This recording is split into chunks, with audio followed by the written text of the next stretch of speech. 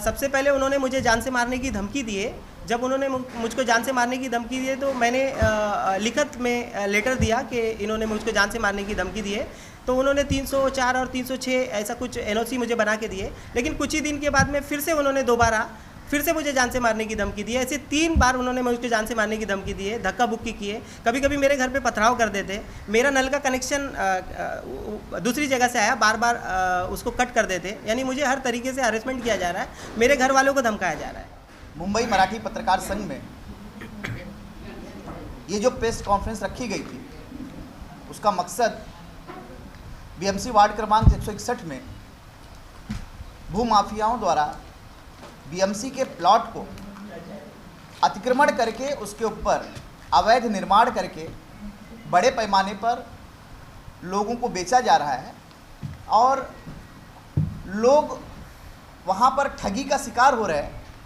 भविष्य में चूँकि ये रिजर्व प्लॉट है, वहाँ पर बीएमसी क्यों नहीं जाग रही है तो बात का कारण है, लेकिन जब जागेगी तो इनके ऊपर जब डेमोलिशन होगा तो ये जो बेचारे जिन्होंने घर वहाँ पर अपनी गाढ़ी खून की कमाई जो है वो खर्चा करके वहाँ पर उन्होंने लिया हुआ है, तो उन्हें बहुत ज़्यादा तकलीफ़ होगी।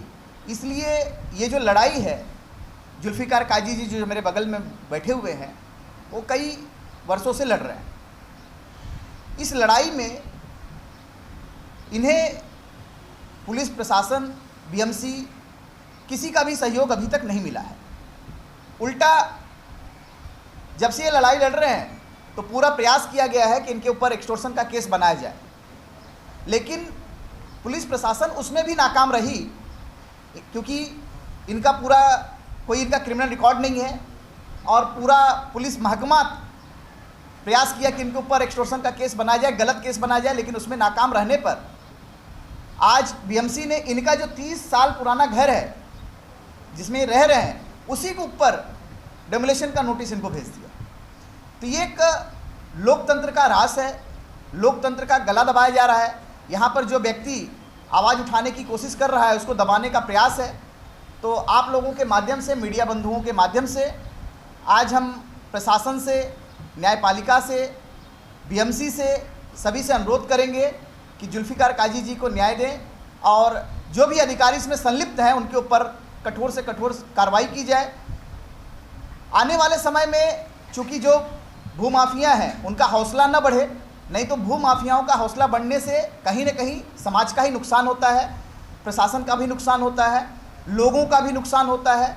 तो इस समस्या का समाधान एक ही है कि जो भूमाफिया हैं उनके ऊपर कड़ी कार्रवाई की जाए और जुल्फ़िकार काजी जी को न्याय मिले। क्या नाम है उनका? नितिन केनी है और रंजीत चौहान, ऐसे वार्ड ऑफिसर्स के नाम है। आज 2 साल से मैं इन सारी कंप्लेंट्स को उनको बार बार कंटिन्यू कर रहा हूँ और उनको ये फॉलो अप करके बता रहा हूँ कि ये जगह जो है 323F है, इसकी बाउंड्री को तोड़ के कुछ लोग अंदर घुसे और बाउंड्री को तोड़ के अंदर कुछ रूम बनाना चालू कर दिए। एक के बाद एक करके उन्होंने 20 से 30 रूम उसके अंदर बना दिए। और बनाने के बाद जब हमने इसकी कंप्लेन की है तो फर्स्ट टाइम पे जब इनके 6 रूम बने थे तो डेमोलिश हो गए। फिर वापस से 6 रूम इन्होंने दोबारा उसको रिकन्स्ट्रक्शन किया। फिर मैंने एमआरटीपी के लिए उसमें डाला, लेकिन अभी तक एमआरटीपी नहीं मिला। फिर उन्होंने रिकन्स्ट्रक्शन किया, यानी फिर दोबारा 6 रूम किया। फिर दोबारा सेकेंड टाइम भी वो 6 रूम को डेमोलिश हो गया। लेकिन थर्ड टाइम के लिए आज 1 साल से ज़्यादा और मैंने 100 से भी ज़्यादा उसके खिलाफ़ कंप्लेन करने के बावजूद भी उन्होंने 30 रूम ऊपर से बना दिए और आज तक इसके खिलाफ़ मतलब अभी कुछ भी कोई नई कार्रवाई नहीं हो रही है। अगर मैं जाता हूँ बीएमसी में तो बीएमसी वाले बोलते हैं कि आपका ये पर्सनल मामला है या आपको इस प्रॉपर्टी से क्या लेना देना। अगर मैं उनसे बोलता हूँ कि ये बीएमसी प्लॉट है तो उनका खुद का ही कहना है कि बीएमसी के प्लॉट से आपको क्या कहना, बीएमसी देखेगी और सामने वाली पार्टी देखेगी। ऐसे मुद्दों पे उनको आगे कुछ भी नहीं बोलना है।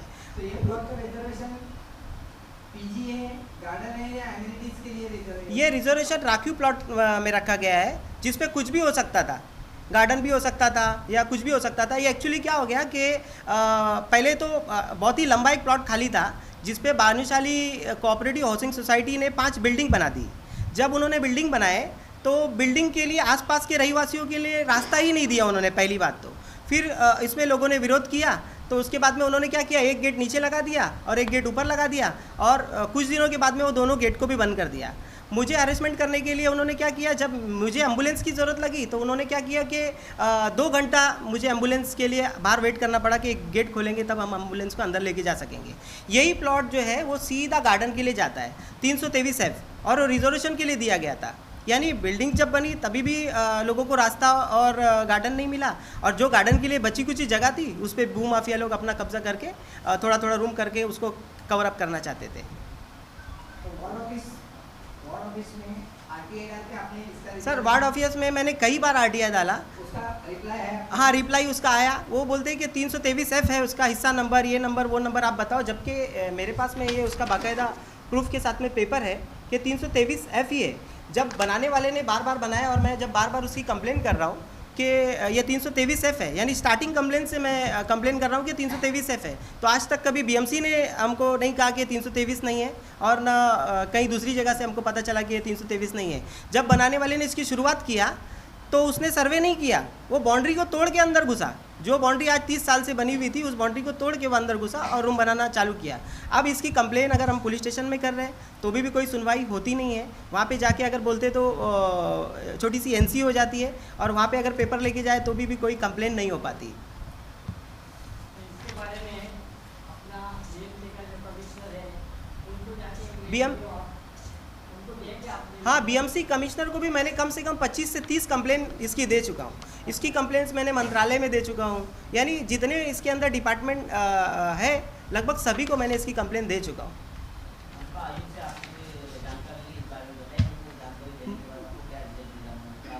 वो तो बोलते कि कार्रवाई होगी। अभी एक बात इसमें सोचने वाली है कि बार बार इसका डेमोलेशन डेट लग रहा है। अभी 1 साल के अंदर 14 से 15 बार डेमोलेशन का डेट लगा, लेकिन रीज़न बताया गया कि नहीं टूटने का रीज़न बताया गया कि पुलिस प्रोटेक्शन हमको नहीं मिल रहा।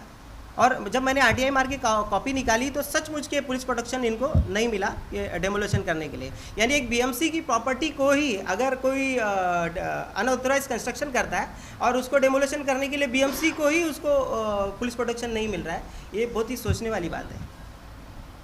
तो ये जो अंदर एनक्रोचमेंट करने वाले हैं किसी पॉलिटिकल पार्टी से जुड़े हुए हैं, उनके पीछे कोई लोकल पॉलिटिकल लीडर है ऐसा आपका? हाँ सर, पॉलिटिशियंस तो उनके साथ जुड़े ही है। जैसा ये काम स्टार्ट किया तभी मैंने वहाँ के जो नगर सेवक थे विजू शिंदे, उनको मैंने 20 से 25 ईमेल के द्वारा बताया कि क्या नाम है, इस जगह पे गार्डन था और इस जगह पे अनऑथराइज कंस्ट्रक्शन हो रहा है, इसकी जांच की जाए, लेकिन कोई रिप्लाई वहाँ से नहीं आया। तो उधर के आमदार नगर से अभी कोई लाने दिलीप लांडे साहब वहाँ के आमदार हैं। हाँ, मैंने मेरे घर के पास भी जब इस मुद्दे को जब ये हो गया तो प्रेस कॉन्फ्रेंस लिया हुआ था, तो उस प्रेस कॉन्फ्रेंस में ये भूमाफियाओं लोगों ने आके उसमें तोड़फोड़ की, कुर्सियाँ उठा के लेके गए, और आज 1 महीने से ज़्यादा हो गया पुलिस सामने वाली पार्टी के ऊपर एफआईआर तक लेने के लिए तैयार नहीं है। और बाकायदा मेरे पास में उसका वीडियो फुटेज है कि उन्होंने धक्का बुक्की की, जान से मारने की धमकी दी, और सारी कुर्सियाँ वगैरह जो थी वो तोड़फोड़ करके उठा के लेके चले गए। इसकी बाकायदा मेरे पास में वीडियो फुटेज भी है। लेकिन लांडे जी ने आपको उनकी मुलाकात के दौरान कुछ नहीं, मैं उनसे मिलने की 2 बार कोशिश किया, लेकिन जब शनिवार के दिन उनसे मुलाकात का टाइमिंग होता है, तो उस दौरान जब मैं उनसे मिलने के लिए गया तो वो नहीं थे। फिर नेक्स्ट सैटरडे को फिर मैं उनसे मिलने के लिए गया, लेकिन दोबारा भी वो मुझे नहीं मिले। इसके जितने लेटर्स थे मैंने मुख्यमंत्री साहब को, उप मुख्यमंत्री साहब को, सभी को इसके लेटर्स वगैरह भी दे चुके, और कंप्लेन हर महीने में मैं इसको फॉलोअप ले रहा हूँ। 2 से 2.5 साल हो गया, लेकिन इसके ऊपर अभी तक मतलब कोई भी ठोस कार्रवाई नहीं हो रही। इसके अलावा मेरे ही घर तोड़ने की नोटिस मिली हुई है, और जिस घर में मैं आज 30 साल से रहता हूँ उसी घर को तोड़ने की नोटिस मिली हुई है। तो वो प्लॉट के नहीं, वो प्लॉट बिल्कुल अलग है। ये 323F है, मेरा 318 है, और ये हमारी मालकी हक की जगह में ही है। उसके अलावा भी हमको मतलब बीएमसी द्वारा नोटिस दी गई कि आपके घर को डेमोलिश करना है।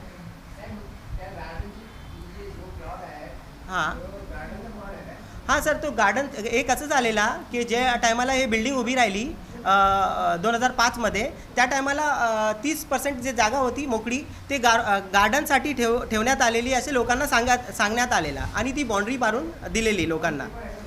कसला नाही, त्या टायमाला काय झालेला की माझे वडील वगैरे होते ते रस्त्यासाठी जे झालेला त्याच्यासाठी त्या लोकांनी पेपर दिला नाही होता की हा DP रस्त्यामध्ये आहे आणि याच्यामध्ये तुम्ही जाऊ येऊ शकता, आणि ते पण डोर त्या लोकांनी बंद केला नाही.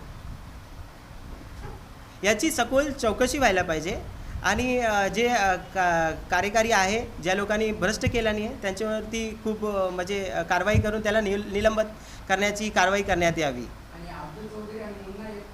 हे अफजल चौधरी भूमाफिया आहे, तिथून त्याचा कामच तो आहे. हा अफजल चौधरी यांनी विहिरीवरती एक घर बनवलं नाही, विहीर बुजवून त्या विहिरीमध्ये 98-99मध्ये एक अपघात झालेला किंवा मर्डर झालेला, त्या विहिरीला 2008मध्ये त्यांनी बुजवून 2009मध्ये त्यांनी त्याच्यावरती रूम बनवला नाही. आणि हा अफजल चौधरी भूमाफिया आहे, यांनी काय केलं नाही, जिकडे तिकडे हे असे प्लॉट जे खाली असतात त्याच्यामध्ये काम करून ते प्लॉट बनवून विकून टाकतात. आमच्या पाठीमागे पण अजून एक प्लॉट होता 317, त्याच्यामध्ये काजूचे झाडं वगैरे होते 5-7 झाडं, ते तोडून वगैरे ते 17-18 रूम बनवून विकून पण टाकला नाही. त्याच्यामध्ये आमचा आक्षेप नव्हता, पण ही गार्डनची जागा होती, मोकळी जागा होती आणि बाँड्री पण होती याच्यामध्ये. सर्वांना माहीत होता की ही गार्डनची जागा आहे, म्हणून आम्ही याच्यामध्ये तक्रार केलेली की गार्डनची जागामध्ये हे लोक कसे काय बनवत आहे.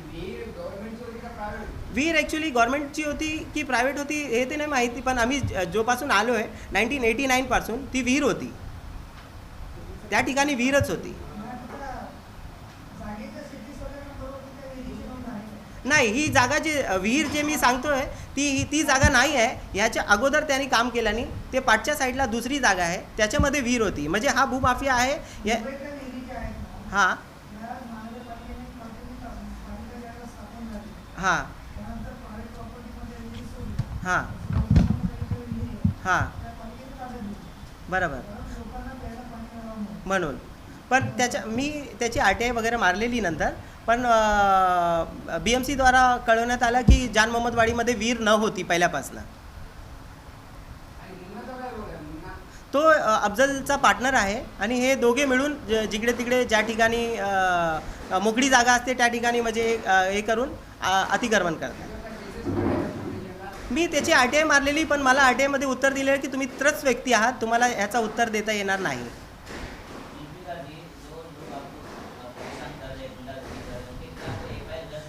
हाँ सर, मैंने सबसे पहले उन्होंने मुझे जान से मारने की धमकी दी है.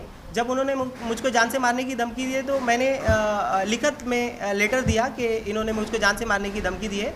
तो उन्होंने 304 और 306 ऐसा कुछ NOC मुझे बना के दिए, लेकिन कुछ ही दिन के बाद में फिर से उन्होंने दोबारा फिर से मुझे जान से मारने की धमकी दी है. ऐसे 3 बार उन्होंने मुझको जान से मारने की धमकी दी है, धक्का बुक्की किए, कभी कभी मेरे घर पे पथराव कर देते, मेरा नल का कनेक्शन दूसरी जगह से आया, बार बार उसको कट कर देते. यानी मुझे हर तरीके से हरेसमेंट किया जा रहा है, मेरे घर वालों को धमकाया जा रहा है.